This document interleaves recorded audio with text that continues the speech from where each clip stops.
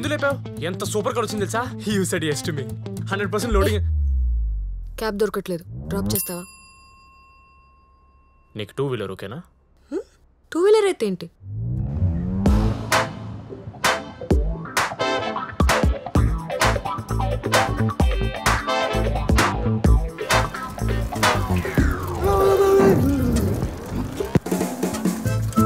ఇదేనా నీ 2 వీలర్?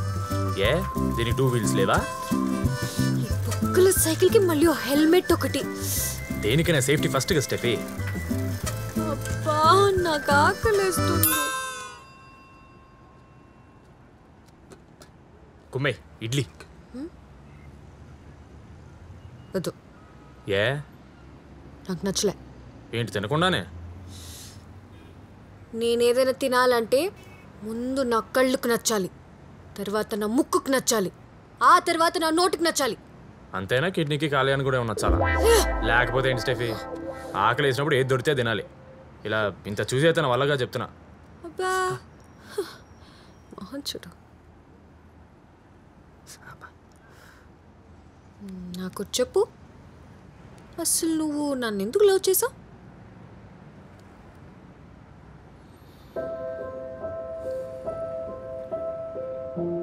నాకు అప్పుడు 8 years అనుకుంటా.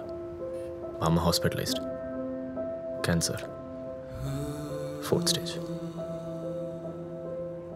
డాక్టర్స్ ఇంకేం చేయలేమని చేతులు ఎత్తేశారు. లాస్ట్ టైం వీళ్ళు ఒకసారి కలమన్నారు. లోపలికి వెళ్తే అంతా సైలెన్స్. అమ్మ పక్కనే కూర్చున్నాను. తను అలా చూసేసరికి ఏడు పాగలేదు నాకు.